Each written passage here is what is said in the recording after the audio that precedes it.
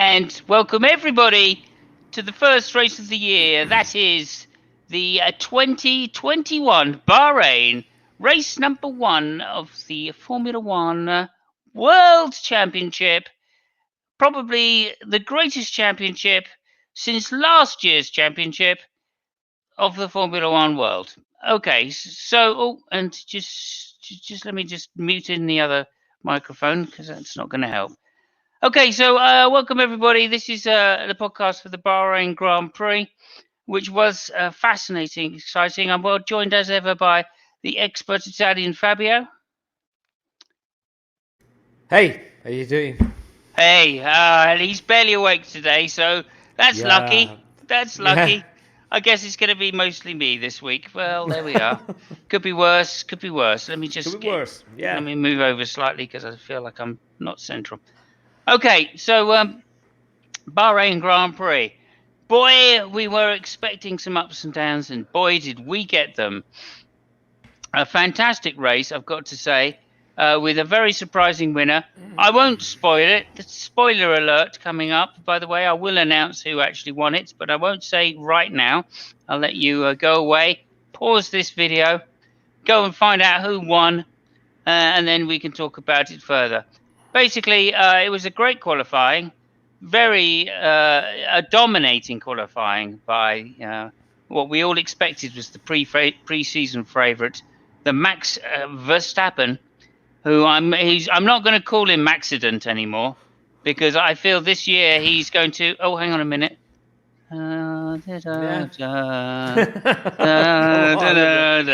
Really fucking tired today. Have you been working very hard today? Hey, listen, at least I'm not eating on camera, right? So give me that. Oh, don't start me. Let me just shovel a bit more fucking food into my unmuted microphone so you can fucking see it and hear it. I want to eat a bag of chips just to fuck with you, but... yeah, and it would have done. It would have fucking driven me up the roof. I've got some things to tell you later when we're off camera. I can't tell you them actually on camera because I will. YouTube will fucking ban me forever. But I can tell you, mate. I've got some stories about that. I've got some fucking stories about it. Anyway, on with the Grand Prix. There you go. So in the qualifying, Max Verstappen took pole position by a huge margin, potentially 0.4 of a second, which was about as big as we were expecting it was going to get. Which shows that their car is very fast and probably is going to be superior.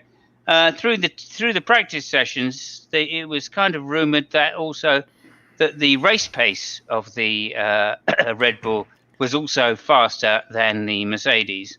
So we were expecting a dominating race, and quite frankly, it looked like that's what we were going to get from the beginning. From the 5 lights. Well, I mean, I should say on the warm-up lap, first of all, that one of the Red Bulls conked out.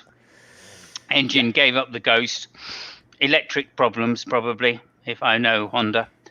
And nothing to do with being an amateur engine manufacturer or GP2 manufacturer at all, because that doesn't happen. But they've moved on since those years, of course. But nonetheless... Perez managed to get the car started again because they obviously have these recharging system now where they have a 160 bhp in electrical energy to dispense, and that will start the engine again. So they now have starters on them, unlike what they used to have.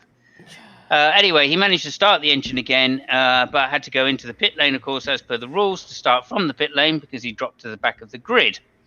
So he did that, and we were all expecting Perez after the last time he won the race from the back of the grid last time we were in Bahrain. We were all expecting a big push forward, and he did. I've got to say he did. He drove a great race. He used his car well. I don't think he used the tyres the best he possibly could, but he certainly used his car very well, and he made it up to. Fabio, you're the expert. Where did he finish? Is it 6th place? 5th, I think. 5th place? Okay, I'm going to check while you're saying that. 7th. Or 5th or 7th. So just as long as it disagrees with me, Well, no, because And 6 that's was the main thing. I know that 6 was Leclerc, 8 was Ah, Sainz, and 4th was Norris. I just don't I care see. for Perez. I mean, he made a good race, but I just don't care for the guy. Okay, well, I think you will be caring later on in the season when it comes to Maybe. out. What's the word I'm looking for? Out tactician, out tactically. The I wish I'd fucking had that beer earlier today, because then there'll be an excuse for why I can't speak. Anyway, So, yeah, I mean, anyway, this is a very interesting point you started with, the tactics. oh yeah, it is Uh, the tactics, yeah, yeah. because, I mean, Mercedes played a very conservative race. And Mercedes, I mean, they're a huge team and whatever the fuck, brilliant car. They've never been, master strategic guys. And I mean, Red Bull, I think they played really dumb uh, on Sunday. Because, I mean, Mercedes basically did nothing wrong. They played by the rule book. They just did what they had to do. The undercut where it was supposed to be happening. Mm-hmm. And I was expecting, I mean, Red Bull to do something, well, I wouldn't say crazy, but just, try to do something. The only thing they tried to do was, to, take the guy along and, fuck Perez race again. So, yeah, I mean, if you really want me to believe that Bottas Perez race. is. Oh, no, I'm talking about Red Bull. I mean, Oh, you're talking about Red Bull, yeah. I mean, Bottas fucked this race by himself. He honestly doesn't need Mercedes to fuck his race. Well, okay, we will disagree about that in a minute. Yeah, but no, yes. yeah. Of course, we would disagree, but I'm So right. it's fifth place. Yes, you're correct. It was fifth place Mm. for Perez, which was a great comeback from the back of the grid. Shows the strength of the car. Nothing more than we would expect from the top team. Only fifth. It goes to show that in fourth place, Lando Norris drove a great race. Yeah, very good. Yeah, he really managed his tyres very well. His strategy was perfect, and I'm dead chuffed for the kid. I really am. There's something about. Yeah, go ahead. They have a very nice car, and I think that Norris played the fact that he knows the car a little bit better than Ricciardo. I'm really excited by what Ricciardo can do in the follow-up season once he gets the grip with the car. Yeah. Which is something that Alonso couldn't do that because, fuck him and Ocon. I mean, Alpine was really disappointing. But, more on that later. Yeah, okay. So just to go to McLaren, I mean, Norris said he made all of his moves in the early lap, including getting past Leclerc, which was a great pass. I mean, he really stuck it to him. I think Leclerc was being kind of cautious. Maybe he wasn't expecting his car to be quite as up there as far as it was.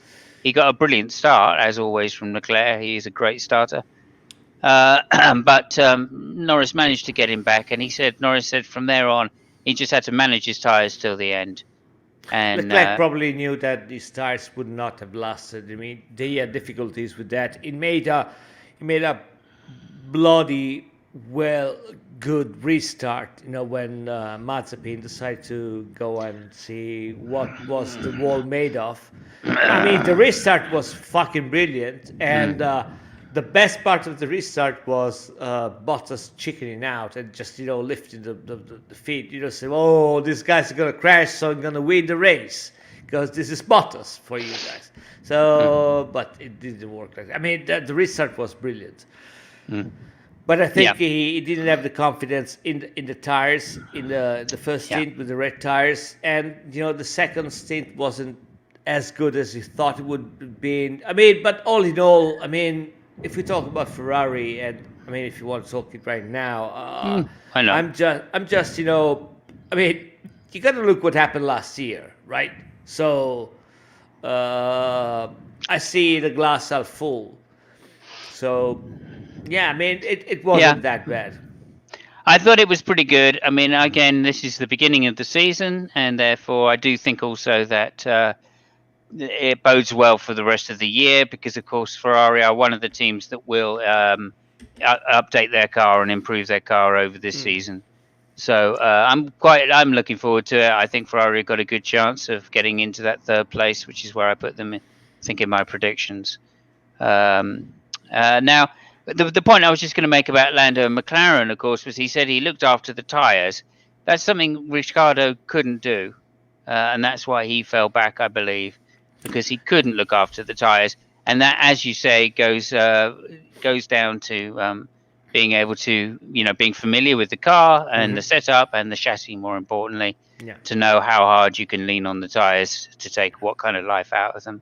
And of course, when Ricciardo learns that little trick, which I'm sure it won't take him more than a few races to do, once he looks at Norris's data and then realizes how he's doing it, then of course I think those two are going to be higher up again, and that then leads to a problem for Perez if he doesn't get on top of his car. Yeah. And then we will see exactly the same issue that Albon had and Gasly had, and etc. Which is the big question for Perez, as far as I'm concerned, this year. Can he be a few tenths behind Verstappen? This is going to be the big question. Right now, it's not. It's more like 5 tenths, maybe even 6 tenths, and that's way too much for a Formula One driver. So yeah, I mean, who knows? I still find it, it blows me away, the fact that Red Bull was one of the first teams to actually have a pool of young drivers, to grow them up, and now is in such a situation where they cannot find. I mean, I think they're all hoping for Tsunoda to come by, but it's a very long shot. It seems to me they have no replacement, or at least nobody to put close to Verstappen, which is, again, it blows my mind. They were the first one to have a corral, a set of drivers, and now they don't know where to look for. Yeah, I mean, I would agree with that in some ways. I think teams which have a lead driver are going to have that issue, and a team like Red Bull that traditionally has had a lead driver going way back. I remember Mark Webber at Britain, right? Both Seb and he both had new front wings for a Great Britain. This was in 2018 or 2017, probably. And Zeb crashed in practice and broke his front wing. And what Red Bull did was take the front wing off Mark Webber's car and put it on Seb's car and give Mark Webber the old front wing. And that shows how much they're prepared to just back one driver in the year. This is Great Britain.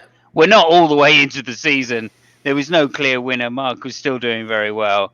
There was no reason to disadvantage him that way, other than to say you're not going to win the championship and you are the number 2 driver. No, but I mean, I agree with you. But, the point is that at the time they had to change the front wing, to disadvantage the driver.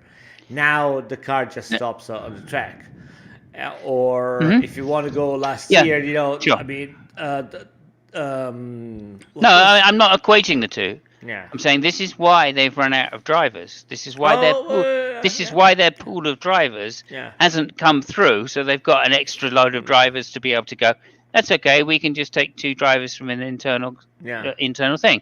Because every time they've promoted a second driver from within, their best young driver, they put him into a car which has been a number 2 car. Yeah, I see your point. I mean, maybe they had too much confidence in the fact that they were having a huge pool of drivers, and then suddenly the pool dried up. So yeah, I mean that might be it. I just don't think it suddenly dried up. I mean, they had years by which they could pick these drivers out. Suddenly, probably for their criteria. I mean, we all saw that the pool was just going down, but they thought they had the next world champion, other than Verstappen, which is not yet a world champion. So I think this is a problem with Red Bull. I wouldn't say they think too much ahead, but they give things for granted where they're not, and they're already planning. So yeah, I don't know. It's weird. It's a very weird situation. Yeah, they found themselves into. They had the pick of the drivers of that generation, of Leclerc's generation. Right, there's 2 drivers which are the most respected, Russell and Albon. Yeah. Right, those are the two drivers of that generation, right, and that includes Gasly's generation, really, that were the pick of the bunch. Yeah. Now, they only got one of them, but they had probably the best driver out of their generation. Growing up, that's where all the other drivers said, yeah, Albon's just fucking fast. All right, now, okay, so what are you doing? What are you doing? A, not giving him a second year, right? And B, not supporting him like he's Max.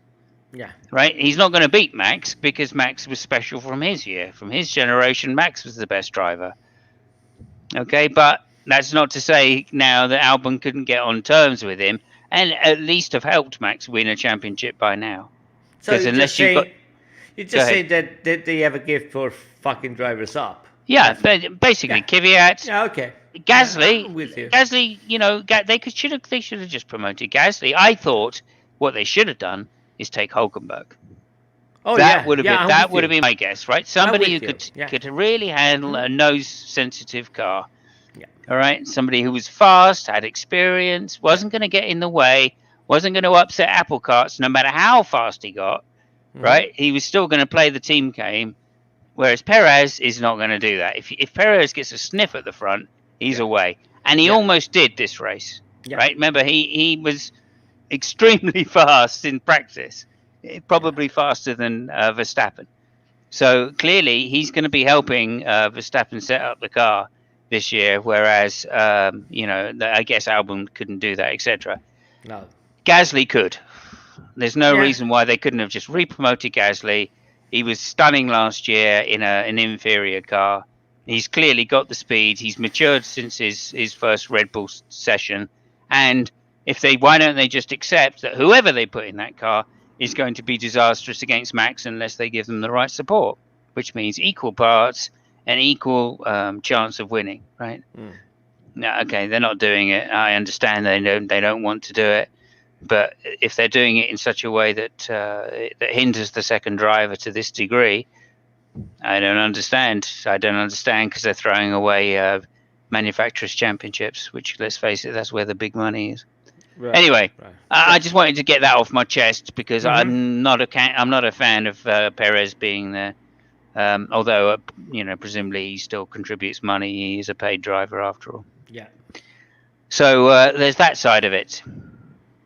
Okay, Lando, Perez, Leclerc. Let's just talk about Leclerc very quickly because again, he impressed me again.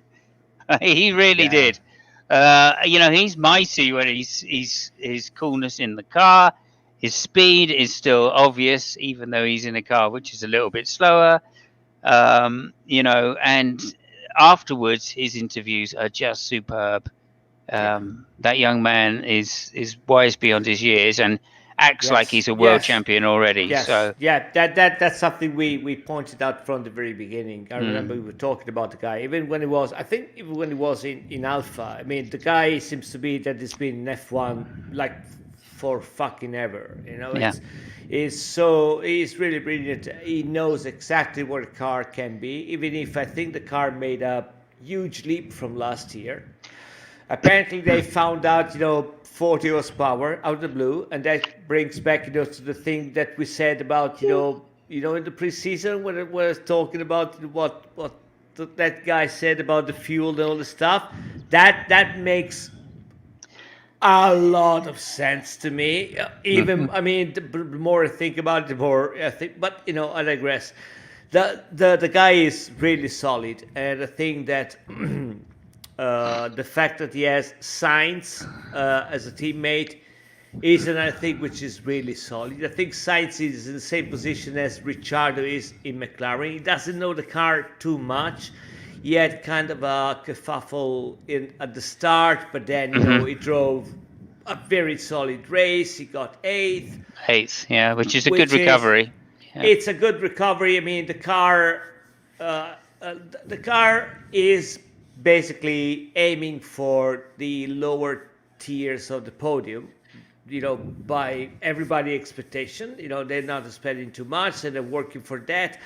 I think I really loved is how more efficient the team was through all the weekend. Starting from the small things like the pit stops and all that stuff, which again, it might not seem that important, but I remember when Jean Todt came in Ferrari, and he knew full well that there was nothing to do with the car, that he had at the time.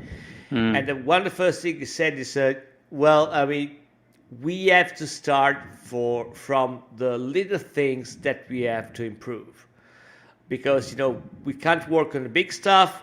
We have to work on the stuff that we have to improve. So everything has to be a little bit more efficient. And so a team which was overall, during the weekend, a little bit more efficient. They didn't make any mistake at the pit stop. The tactics were okay. I mean, there were basically no errors, and they made everything, very good. Which again, I understand we're talking about Ferrari. That's something that we should expect, but I'm still, bleeding from last season. So, yeah. I mean, fuck it. Okay. Yeah, I mean, it was start. Definitely good to see them a little faster and nearer the front for sure, because it's like when McLaren was hanging around at the back, 18th place with Andretti and Michael Andretti. Right.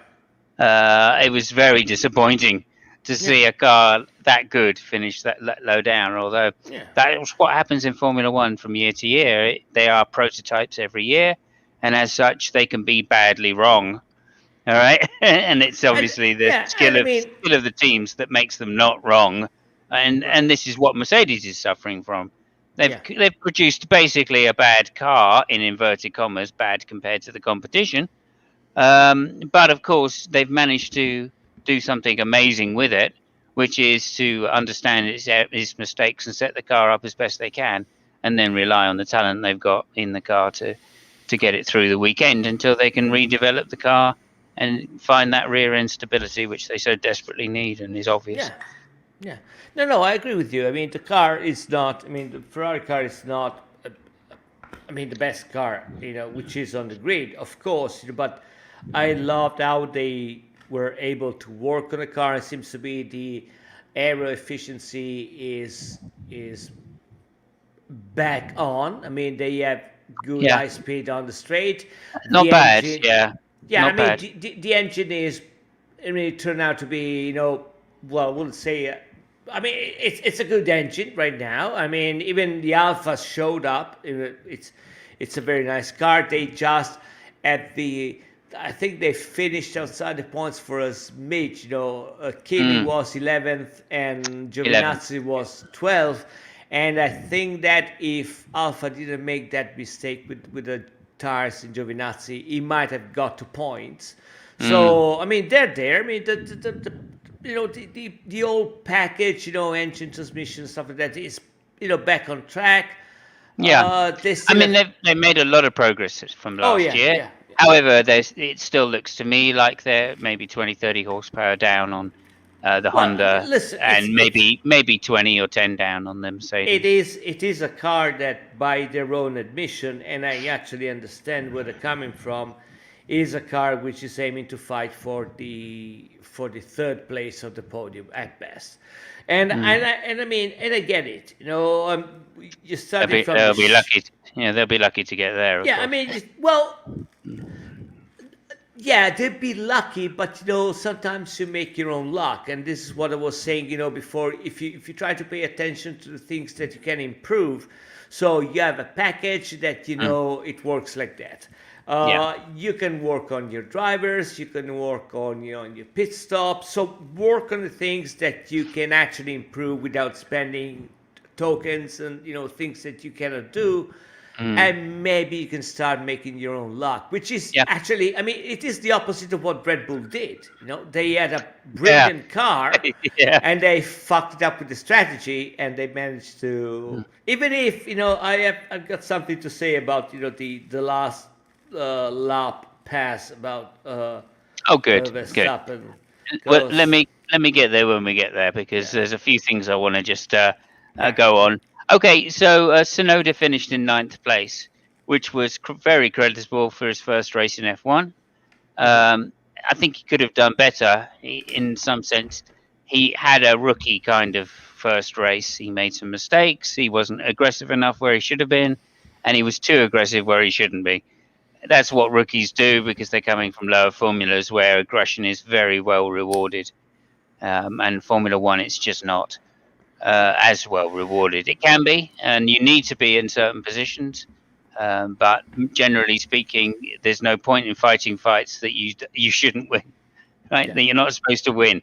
And I think that's what he was doing. He was just fighting everybody instead of understanding that some people were not to be fought and some people were not to be given into, regardless of the situation. So, but he nonetheless, his ninth place is very creditable. He's beat the green mean Mercedes, Lance Stroll and Vettel. Obviously, he's beaten the Aston Martin, and that's really creditable. Do you want to say something about Aston? Yeah, the best Aston was the pace car. That was fucking incredible.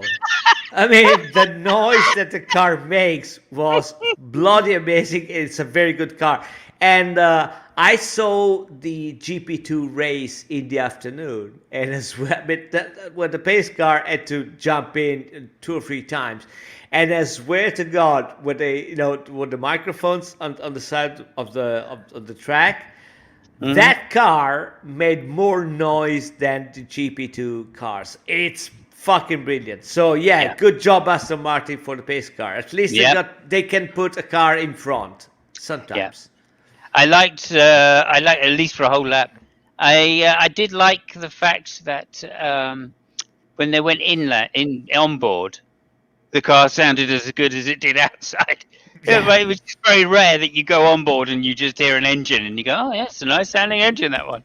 That was brilliant. Super brilliant. Yeah. So that's Aston for you. Yeah. I think. Sorry, there's one thing before I forget. You were talking about the Alpha Tauri. Yeah. I love the white rims.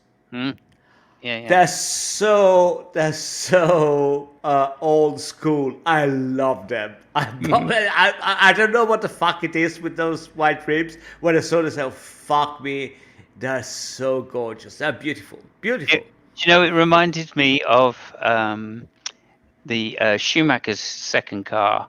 What was his second car? The Benetton. Reminded me of the Benetton. I think the Benetton used to have green painted wheels. Yeah, they're those colors. Yeah. Or yellow, maybe. I don't know. Yeah. Whatever they were, they looked fantastic. And I always used to love that. And so when I saw that they'd painted them white, I was like, oh, yeah, nice. Yeah, I agree with you. Yeah, I wish more teams would choose different colours to paint them. Yeah. Just painting them the team colours would help immensely on recognising who's who. Especially between the Aston and the Mercedes right now. I can't tell sometimes because my eyesight's going a bit shit. Anyway, so Ricciardo in 7th place, which was which was good, right? It's his first race in that car. He managed to hold on to the tyres. It is a high tyre wear. No, I don't want to talk about tyres too much today, Fabio, but you're forcing me. You are forcing me to do it. So yeah, I talked about rims, not tires. Yeah, fair enough. No, but obviously this circuit is a lot about tyres, and we were going to be talking about tyres at the end when we get to first place, of course, because that was quite a major part of it. But the same thing for Daniel Ricciardo. I think in his first stint, he seemed to wear his tyres really quite quickly, and that really put him at a disadvantage. He dropped back. By the second stint, he got it under control, and it goes to show you that he's a world-class driver. And I don't think he'll have to suffer this problem in the next race. I think he'll be back on the pace again. Whether he'll be up to being able to keep the tyres in like Lando, maybe not for 4 or 5 races, but I'm sure he will get it. Okay, so moving on then. Lance Stroll in 10th place, which was very creditable that he managed to comprehensively outdrive Vettel. I mean, in the same car. There was he didn't just beat him because Vettel dropped out. No, he beat him because he drove better than Vettel. Yeah, of course. He did. He kept his car together. He kept his car in the right place. Together. Right. Yeah. Yeah, and he didn't use the tyres. Obviously, he's got a huge advantage, and we'll expect Vettel to improve damn quick. But I was very impressed again with Stroll. I thought he was quite mature for driving a car, which was, should have done better kind of thing. So I was pretty pleased about that, and it actually bodes quite well for Vettel later in the season. And I'm hoping that at other tracks that are lots less tyre dependent, rear tyre dependent, I'm hoping that Mercedes will do a lot better anyway and have the advantage there. And then, of course, it'll be interesting to see places like Silverstone if Max Verstappen really will be able to pull out a huge lead, which is what I would anticipate. So I think this season, just for those two qualities, is going to be really interesting. Certain circuits have got a huge advantage for one of these cars and not the other. And likewise, as soon as you get an advantage on the other car, this first car suffers again. So, and that's why today's result or yesterday's result. Of course, this is Monday. We're filming this Monday. Yes, we usually do it Sunday. Really, we film it Sunday, don't we, Fabio? And then we release it anyway. Yeah. And in fact, we're just watching. We've just finished. No, I won't go down that. But anyway, just to say though that third place was Valtteri Bottas. It was a bit unfortunate because he had a 10-second. Fucking hell, man! You haven't even finished the sentence. You don't know why he was unlucky yet. Yeah, he was unlucky. It was unlucky. Yeah, he was unlucky because he was born in Finland. Yeah. No, because he had a 10-second pit stop, which was unfortunate. And a mistake so early in the season in the pit crew. If he hadn't have had that, potentially he would have been a lot closer to Verstappen, maybe even racing him for second place. So I don't think his drive was particularly bad at all. I just don't think it was on the par of Hamilton. And of course, I think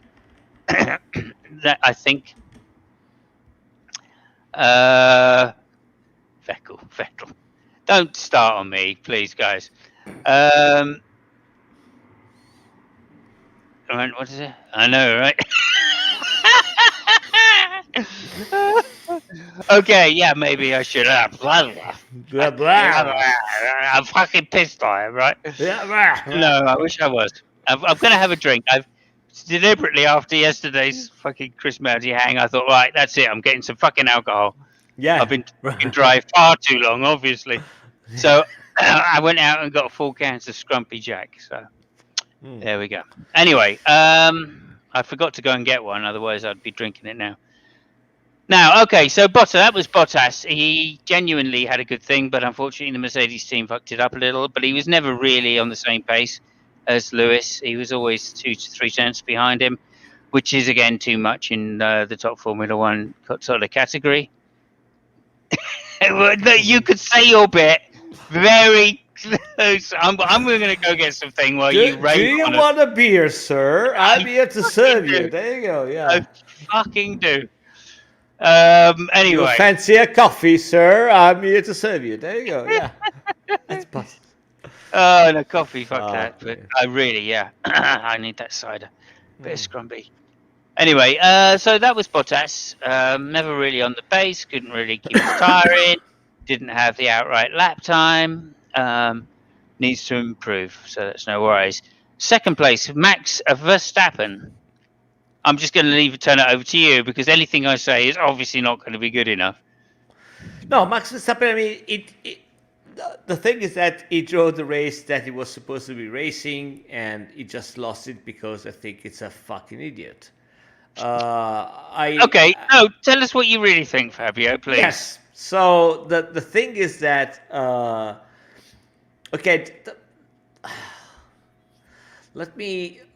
are 2 things. The first one, the rules that he got. He passed Hamilton outside the corner, and I think the rule book, I think it's 27.2 or 27.3, generally says that you cannot have an advantage, by passing somebody outside. And let's forget about the shit storm that the FIA managed to do about you can go outside. That is nothing to do. There is a rule which supersedes that. it says that you can't. I mean, it's the same I know thing which it happened. very, It's it very clearly says you cannot it's overtake yeah. somebody when you are off the racetrack. It's That's well, it. no, you cannot take advantage. That's the rule, basically. And it's the same thing which happened with Vettel, last year with Lewis, which is a fucking pussy, and that all that shit. Yeah, now, it's happened many times, but now yeah. the thing is that I personally think, and I've got no dogs in this race. You know full well because between Hamilton and Verstappen, I would love to see them, smashed into each other every race and have a fun race. Could I I just quiz you on what type of dog you were expecting to be in this race? Oh yeah, the not a vegetarian dog. So Exactly. so I would say you do have a dog in this yes, race, whatever yeah, Verstappen's dog is, but it's because not that's going to be a vegetarian. meat eater. Let's face it. Yes, so I think that Red Bull, they said it was coming something from the race direction. I don't know. Regardless, I think they made the right call telling the guy to make the other pass because a rule has been infringed. Now, what I'm really pissed about is the fact that such a rule exists. I personally think that unless there is a danger which is posed to the driver, they should be left running. I'm getting a little bit tired about all those rules and regulations which are put in place. I mean, let's face it. Okay, forget about the fact that if those rules were in place, probably Michael Schumacher would have lost something like 20 races. Okay, forget about it. Let's talk about something that we all remember. Yeah, and 2 world championships. Let's Carry on. talk about something that we all remember. Gilles Villeneuve and René Arnoux. Dijon. I mean, those two guys would not have been disqualified. They would have probably pulled out of the cars and shot in the pit lane. Let the guy race. I mean, this is not a job in a bank. This is not a ballerina. If the thing doesn't pose any danger, let them fucking race. I don't think that Verstappen did something so outrageous, even because, let's face it, Hamilton did exactly the same thing that Leclerc did with Norris a few laps before. He actually, slowly pushed out of the way. So, I mean, what the fuck do you want to do if you are Verstappen in that situation? Either you go outside or you crash into the car. So I'm not really. So what I'm contesting is not the fact that the rule has been applied. The rule is there. It was right that it was applied. I am kind of pissed by the fact that those kind of rules exist. So Okay. that's the first thing. Now Okay. let me Can get to I talk about that with you for a moment, or No. Let me get to the point Okay. because I think Go it's ahead. making more Go ahead. interesting. Let me get to the point where I think that Verstappen is a fucking idiot. Once they told him that he has to have Hamilton pass by, what the fuck did the guy did? He made him pass in turn 9. He went on the dirt side of the track. He filled his tires with marbles, and the next free corner, it looked like the guy had a puncture. The car wasn't on the road because he had the tires so full of marbles that he couldn't push it. And that's why I said, you're a fucking idiot because you got the best car. You've been faster consistently. You prove that you can reach the guy. You can pass the guy. And then what the fuck do? You go on the dirt side. What he should have done when they told him, let him pass, he should have stayed in the trajectory, have Lewis go on the shitty side of the track, and then pass him 3 corners later. So that is my point. Please. excellent? Okay, I think that is a great analysis. I disagree with the first part, which is to say that this rule shouldn't go. If I remember back to the Arnoux Villeneuve fight, maybe 3/4 of the car was off the track, but then back in those days, the tracks were very different. And if you went completely off the track, you probably weren't going to make it back on again. And that was why I thought that original race was so amazing and so skillful by Villeneuve, because he was literally clinging to the edge of the track with his last grip, trying to get inside, Arnoux. There was one particular section, obviously, I seem to remember, which is at the bottom of the hill where you go left, left, right Yeah. into the right sweeper. Mhm. And there, yeah, that's still concreted all the way across. And they were using both the runoff, which was also Right. part of the road, Right. which was on, a camber. It was off camber as well. So how they were using it, I've got no fucking idea, I mean, other but you than can't. really soft springs, of course. Yeah, And I of mean, course, they were cutting inside the white line as well on the way into that left-hander at the bottom of the hill. That's to say that about that, which is, I think, a different situation to the modern day situation where the curbs are just flat. They're painted in order because of the bikes, because of launching cars into the air if the curves are too high, and all this kind of rubbish. So obviously, to me, that's the reason, because there is an advantage being out there, as was being proven all the way through not qualifying, no, but, the practices and most of the race, as Lewis was taking that line significantly a load of times during the race, but no, even he could do it. Carry on.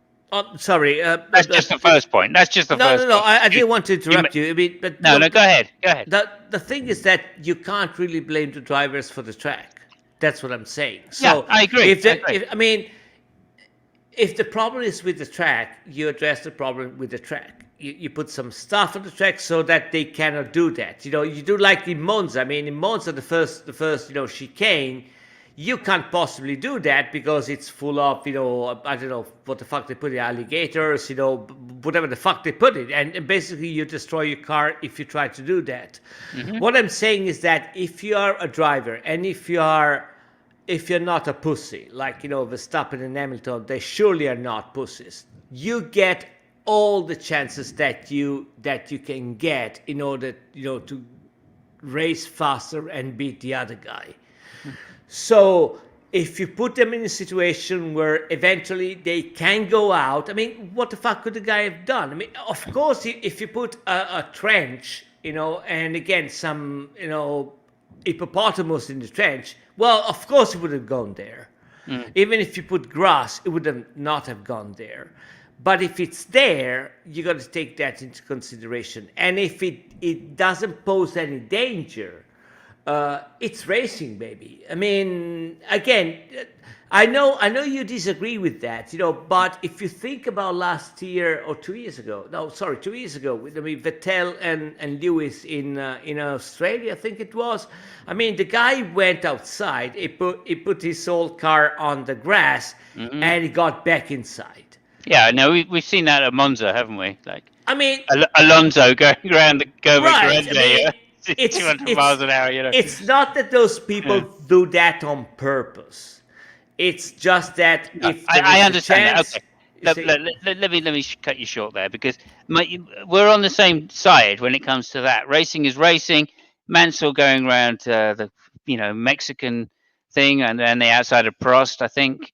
That the best Ferrari overtake in history. Okay. Basically. And obviously that takes huge cojones. Okay, huge cojones, right? With both drivers. If it was anybody other than Prost, it probably would have been a disaster. You know what I mean? Because you needed someone that was going to surrender straight away. Let's face it. Anyway, look, I've just found another joke from somewhere. Thought I'd throw it in. Or Bottas. I give it a joke. Or Bottas. It's just lifts. So I've just fucking made myself laugh too much, because remembering Mansell just going ran fucking outside like I don't give a shit. It reminds me of Montoya on Schumacher once, but anyway, that's another story. Yeah. That's another story. Okay, so where was I? Oh yeah, no. The issue is the way the tracks have been designed these days. And yes, I agree. You could put something there to stop you, but they'd have to take it up afterwards, of course. And they could afford to do that, right? So, but what they can't do is put this stuff down and then get another safety check done on the circuit. I mean, that's the issue. They do that every year in Austria. I mean, they put these huge yellow shitty things that if you drive your car over, you basically destroy your car. Mm-hmm. Yeah, the sausages. It doesn't take. I mean, it doesn't take that much. I mean, if you leave, so I agree. But the you point leave is, it there. Mm-hmm. You leave it there, and then you need to tell the guys, oh, that's a bad thing. You shouldn't go there. Yeah, fuck me sideways. I mean, I am driving 250, 280 kilometers an hour. I've got a dude over there which doesn't give me any chances. What the fuck do you want me to do? Yeah, I look again. I'm not bottom. I am with you. I am with you on that, because hopefully I was conceding the point to you by saying yes, they could do it because it's Formula One. They got a fuck of a lot of money. The reason they don't do it is because they don't go out to Bahrain ahead of time and go, oh, let's think about this fucking corner. Right? They all turn up that weekend. They all turn up that weekend and go, oh yeah, this is the track I remember. This has got that dodgy fucking place in it, where with that huge, massive fucking bump, And the teams know, of course, but they're not going to say anything because they want to take advantage, exactly as you're saying, right? And the wider the track, the more advantage they can make out of it for those teams that have got better aero. And again, politics, right? So I agree with you. Should be done about it. They're not done about it because of modern safety considerations. Right. So if we can't say no to safety, we can't say no to it. Well, fuck safety. I mean, if they can't do that, I'm with you. If they can't do that, just let the guys race. I agree. I kind of agree. Other than some of these modern circuits are so flat, the curves are just, there aren't even any curves. They're just painted pieces of tarmac. Thank God next race is in Imola, which is not flat. Oh, yeah. It's up and down, and it's a fucking brilliant circuit. Yeah, and it's got some big curves as well. Yeah. So I really like it for that. Although I think they've dealt with them now, haven't they? Yeah. Am I right, Imola? They used to have. There used to be a really dodgy exit on a hairpin, or not hairpin. Those corners we talked about once before. Hold on a second. Yeah, eventually come back to me. Okay. Anyway, there's the two corners. Whatever it is, I'm probably thinking of a different circuit even now in my head. You're thinking about Mugello with the Arrabbiata 1 or Arrabbiata 2. No. I'm Imola, thinking about Mugello, yeah. Yeah. Okay, anyway, Imola. Yes, I remember Imola, of course. It's because I block it from my mind. It was it was a horrifying weekend. It was. It really was. Just like, I don't want to watch Formula One anymore after this. Yeah. But anyway. And the fact it was a Williams for me really, really hurt. I've got to say this. I was so excited that year, to the beginning of the year. Anyway, just going down mine. Yeah. Anyway, back to where we were, race highlights. So, okay. So that's talking about the thing. They do it for fucking safety reasons. And safety trumps everything in this sport because people die, and that's bad publicity. And everybody's paying so much fucking money that we have to kowtow to the sponsors now. But nonetheless, fair enough. People don't die so often, and that's a good thing. I do think they could probably just have something there, like you're saying, a sausage curve or something quite far out. And the drivers would just drive up to that, and fair enough, let them do it, I guess. No track's perfect. So get on with it. Given that, but given the nature of this particular circuit, and also there's a bit in the Formula 2 races, especially where they come down a straight, and when somebody's overtaking, I think it's into corner. I don't know which corner it's into. They come down this straight anyway. Maybe corner 4, maybe into turn 4. Then the straight just before that. And when they're overtaking, they push them right over to the side of the track. All right, and I remember, I think Rosberg Lewis had an issue with this one year as well at this circuit, where they tried to push one of the drivers off the track completely, and obviously, there's nothing there because the grip's the same. It's just another dusty piece of concrete. It's just painted to look like it's shit, and of course that's going to keep happening. And that was dangerous because, of course, that led into then, if the driver doesn't let you on, right, which he's not going to do, and if you don't back off, then it's quite dangerous because there's a barrier coming up. and there's no runoff because you're off the circuit. So it's not safety rated for that, which means it won't be insured. And if it's not insured, then Formula One can't use it because it costs too much money when they fuck up, which they do a lot. So again, we got this issue with these tracks being so sanitized for safety standards that they do lead to these rules having to be made, and I would say have to be made. And I think of all of those rules, the best one and the cleanest one is you're not allowed to overtake somebody once you've been off the circuit. Okay, under any circumstances. This happened in Spain with Hamilton when he was in Mercedes one year, and a rookie driver went off circuit and then just came back on and hit him.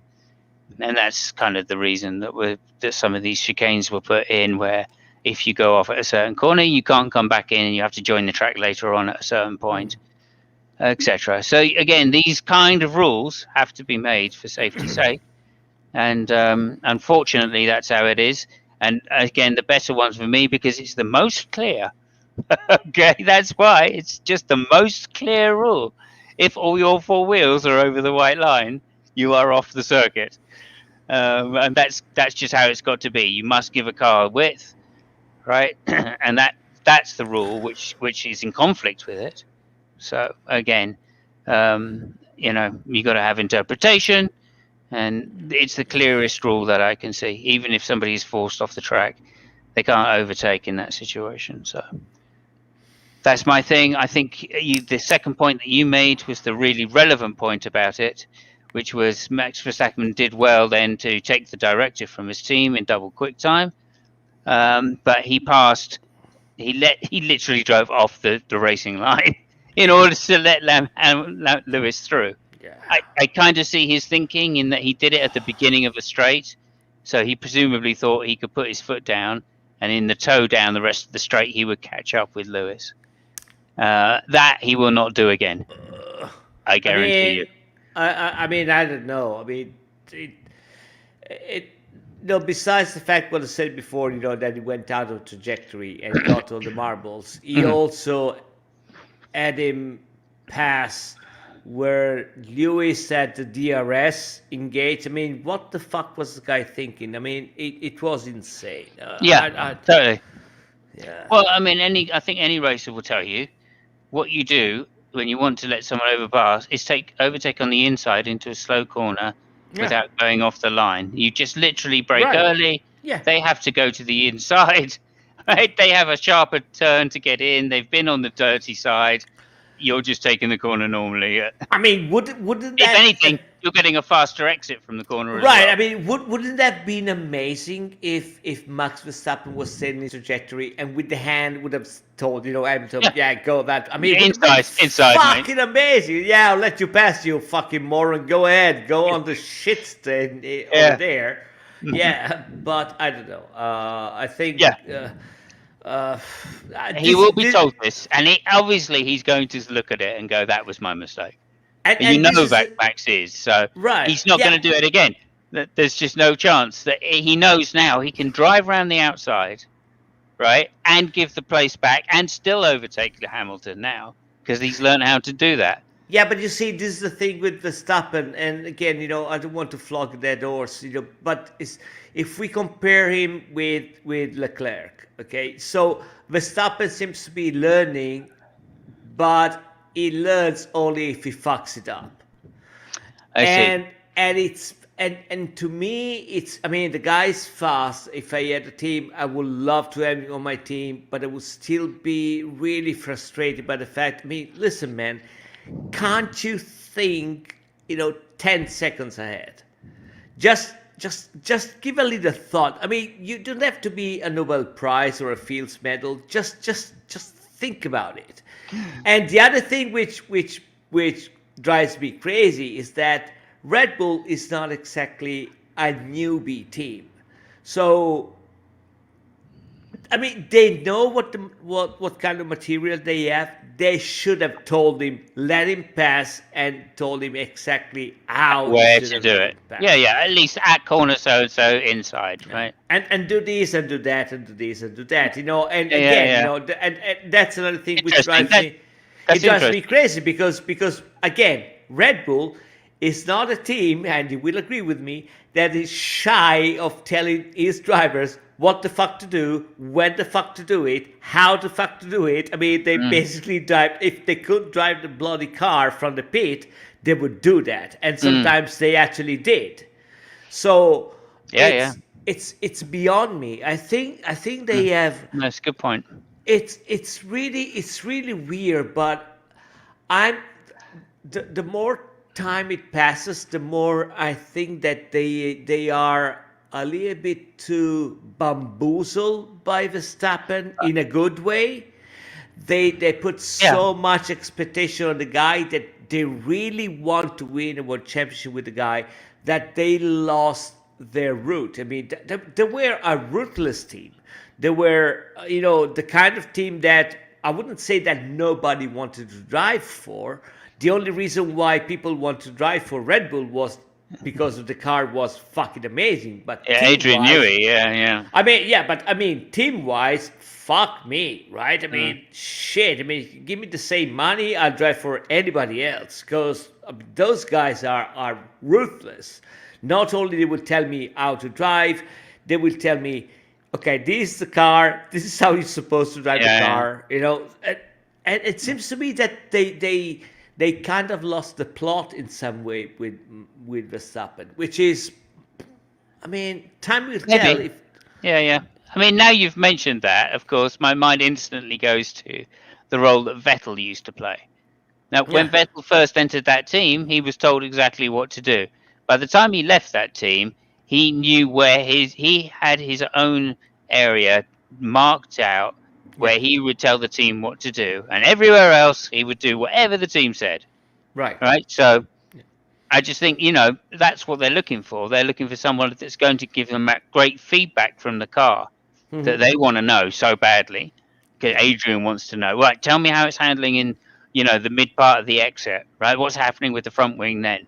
Yeah. You know what I mean? That's the kind of detail that Vettel, I'm sure, will go to. Okay, well, I feel a little bit of, that it's not smooth enough. The right side is got too little downforce or whatever, And that kind of detail that obviously Adrian would build into his car was how they used to update their car during the season so far that they would overtake their rivals. Yeah. Right. I mean, that's how they do it.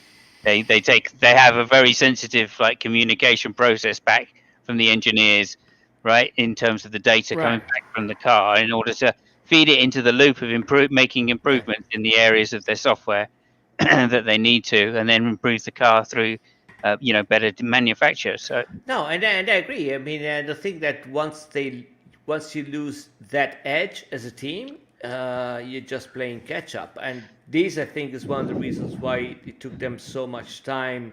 They switched with Renault first, and then with Honda. I mean, it seems to me that they really lost the plot. And the thing, I can tell you what happened, if you want. Yeah.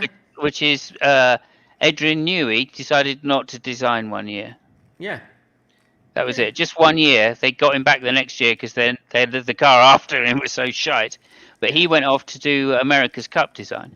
And he designed, what's his name? The New Zealand boat, 4 years ago or 2 years ago, whatever, 2 years ago. Yeah. Yeah, so that's what he went off to do anyway. And I think they really suffered thereafter because he also then got involved that when he came back, he didn't want to do a full update season. He just designed the car and went, there you go, you guys update it. Right. Because he wanted to go off and do his Valkyrie with Austin. Okay. So, and now he's back. Now he's back on the wall again, and he was last year improving the car. And you can see that it's getting faster. So, again, it goes to show that that's where, that's Red Bull's forte, really, is snatching Adrian Newey from McLaren and then having so many championships straight after him. And now they're going back again. They're hoping to do the same thing, right? Yeah. I mean, this guy must be a sucker for punishment. That's all I can say, because the detail he must look into his aero packages, it must be really quite tedious. I mean, there's a shitload of people out there, computer experts and aerodynamicists, All right, all with very high-flung degrees that were inspired by Newey to get into the field in the first place, and he's still more anal than all of them put together. But that I mean, but that's a very good compromise, in a team that you want to have. You want to have a brilliant engineer which is not running the team. Hmm. And Oh yeah. I mean, we're talking about, and I'm referring, to my. You remember how puzzled I was, when Binotto came to Ferrari. I mean, I think that engineers running a team is a fucking disgrace. It's. I mean, I've lived that, right? I mean, on two wheels, and it's a fucking nightmare because they have no idea how things work. I mean, they have an idea of how things work in a very specific way, but they lose the plot really easily. And Red Bull, I mean, it's a very good compromise. And once they lose that edge, because you have an engineer which is really good in engineering, but it's not running the team, so that's a very good, well-oiled machine. Christian Horner's a very good manager. Oh, fuck me Yeah. sideways. I mean, yeah, I think, listen, I think that right now, and I might surprise you with this one, I think that there are only two other race manager or, team manager which are better than Christian Horner in F1. One is the guy which I can't pronounce from Renault, Cyril, Oh, whatever the the new fuck. guy. Yeah. Yeah. And I the wanted to other talk to you about that actually, but yeah, carry on. and the other one is Steiner in Haas. Oh, okay. That I mean, that guy, I think he doesn't get as much credit as he should be, because this guy, I mean, the guy in us is been making fucking miracles for years and years. And forget about the results, just the fact that they're there, it's a fucking miracle. Mm. So I'm a big fan of the guy. I think he has big cojones in that aspect of Mm. just being able to keep that machine running and making a Yeah. season. It's Yeah. Okay. I mean, this is Gene Haas we're talking about. He's very, very successful in IndyCar. Has been for most of his life, I guess. Ginas is the guy which puts the money. I'm talking about Yeah. Steiner. I mean, the guy which No, actually I runs get the that, team. but yeah, I'm just saying that we're not talking about some two-bit, some guy just like a finance company like at Williams, right? Yeah. This is they've got a racing history, the financiers, so they know a thing or two about how to get deals in the business, Right. and that's I'm just saying that they've got a lot of experience. They could bring in people from other motorsports which are very successful to help, if they felt that the crossover was right. And again, the fact that they haven't and haven't interfered, as they said at the beginning, that they weren't going to interfere and make it an American company in terms of management and the way it was run, etc. They said that they'd stick to the European system of running a team, and they've stuck to that agreement. I mean, they really have, right? Presumably something to do with their necessary connection with Ferrari, I suppose. Because I'm sure. I don't know. I mean, the thing is that I have no data with me right now. I have no bloody idea, but I wouldn't be surprised if Haas is running on something like 1/20th of what maybe I don't know, Red Bull is running money wise. Well, I'd be surprised about that, but I mean, I would put them on maybe 80 to 100 million. Haas. Yeah, which again, It's little compared to what what Mercedes are putting in, even with the restrictions. Yeah. I mean, Mercedes is still going to put in 250 million a year. No worries, and that probably doesn't include the driver wages, right? Which is, I think, what I said. They were trying to include it, and I went, no fucking way. There is no way the drivers will put up with a paved car. Well, it's a good thing that Mazepin at least had two corners, to race. Fuck me! I'd forgotten about that. Thanks for getting me back to the race. Okay. Yeah. So We have a pretender to the Maldonado crown. oh, Now this it's Nikita this is, Mazepin. do you know, like, right, in practice it was like, And listen, no, listen. Before you uh, go ahead, okay? I'm ready You to spiel again. Go ahead. you can say whatever the fuck you want about Mick Schumacher, but at least he finished the race. Okay, is that a fact? Did he actually finish? Did he? Did he really? He did, yeah. Oh, okay. He got the Let me have checker a- flag.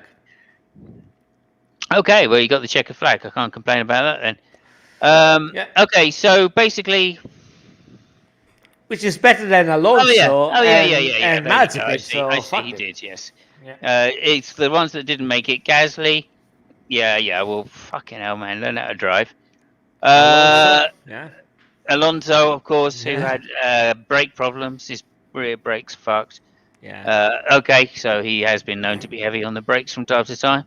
Yeah. So yeah, he's trying to outdrive the car straight away. That's not a good sign for Alpinus. LAT, who's that? Oh, Williams, Yeah, Latifi, Latifi. Latifi. Yeah. Yeah, okay, to be expected. It is a hard circuit, and of course, Mazepin. Mazepin. Yeah, Marzipan. Yeah. Mazespin. Yeah. I'm going to call him Mazespin. Yeah. Mazespin. Yeah. Mazespin is what it really is. Mazespin. Yeah, I mean, he span in qualifying. He span in practice 1. He span in practice 2. He span in the qualifying, and he span at turn 3. And he crashed in race. Because the guy was really improving. You could see we don't like him. He was looking for the wall. He has been looking for the wall the whole weekend. He tried to spun. He couldn't really get into the wall. And in the race said, "Yeah, I found the wall. That's it." Yeah. Listen, I paid for the car, and I'm gonna destroy the car. That's it. Yeah. He couldn't have hit the wall any sooner than if he was in China. Anyway, Yeah. I mean, I don't know. He fucked up qualifying. I hope he doesn't fuck up too many more sessions and take other people out of the race. I'm a little bit worried about it, really. Hey, listen, his However, dad is full of money, so fuck it. Yeah. I mean, God knows how much he's paid to get in that car. I really don't know. And it is such a piece of shit car. I mean, basically they must have just been rubbing their hands when Mazepin came along and went, "Oh, I've got a dad with lots of money. I've got a dad with lots of money. Can I drive?" That was, I mean, and again, you coming to my point. This is why I think that the Steiner is such a good guy. I mean, the whole team was in dire straits, and they had 2 chances. Well, actually, they had 1 chance to have a driver, Schumacher, which was going to bring a sponsor from Germany, and they found another guy, which basically covered for all the costs, the bloody Russian, and they had no problems painting the old car with the Russian flag. So fuck it. I looked at it and I just went, "What the fuck? Who's Ural? Ural what? We in the Urals, are we? Oh, for fucking it's Russian. Well, you're not, so yeah. No, they are. They're a bunch of fucking Russian nationalists. Oh my god. So yeah, anyway, but you as a British, you're not the Euro anymore, so I can understand where you're pissed. But yeah, well, no, I'm fucking pissed off. No, it's not that. It's that midway through the season, I've heard they're going to spend their tokens on an engine upgrade. Mm-hmm. Yeah, apparently it's going to produce like 1500 bhp, and it's going to run on plutonium. Yeah, that might be the case. Yeah. So look forward to that, of course. Right. A bit of plutonium around the place. That's gonna go down well. I could tell you a few fucking managers that need a bit of plutonium, if you ask me. Fucking hell. Anyway, I mean, I was surprised that the car isn't called Sputnik, because apparently, everything which comes from Russia is called fucking Sputnik, including vaccines. So yeah, there's no God in here written on the wing. Okay. Oh, spooky! Yeah, when we will see an F1 for electric cars? Actually, there is a championship, the Formula E, Formula And E. next weekend they're racing in Rome. So there you go. Hey. Yeah. Okay, you're going to go down and have a little butchers at the. No fucking way. Good. Okay. Yeah. I mean, there's a lot. I'm talking because I'm low. I've lost the what's the will to live. Yeah, so Formula E that is, and there's a lot of ex F1 drivers in Formula E. I Yeah. believe Massa is there, Yeah, I don't know about and them. yeah, Van Dorn and Gilbert, some French driver. The what's his name? The German young protege after Vettel. Pascal's wager. I don't know. Verlaine. Yeah, Verline. Yeah, there you go, with a V, with a W. Yeah. Wehrlein. I don't know. Okay, so who cares about metaphysics anyway? To be perfectly fucking frank, yeah. My dad, when I was a kid, we used to have 5 hours of metaphysics on a Wednesday. We still didn't fucking care. Yeah. Anyway, so that was Hamilton winning the race, who actually did an amazing job. Let's finally talk about Sir Lewis Hamilton. Okay, this is we're only 1 hour 10 in, so we've got another half hour of this to go. Yeah, unfortunately, we have no time to talk about Lewis. We have to wrap it up. So, Okay, yeah, goodbye. Have a good time. See you go. next race in Imola. Cheers. Okay, ciao. Lewis Hamilton won the race. He was fucking brilliant. Really? Good to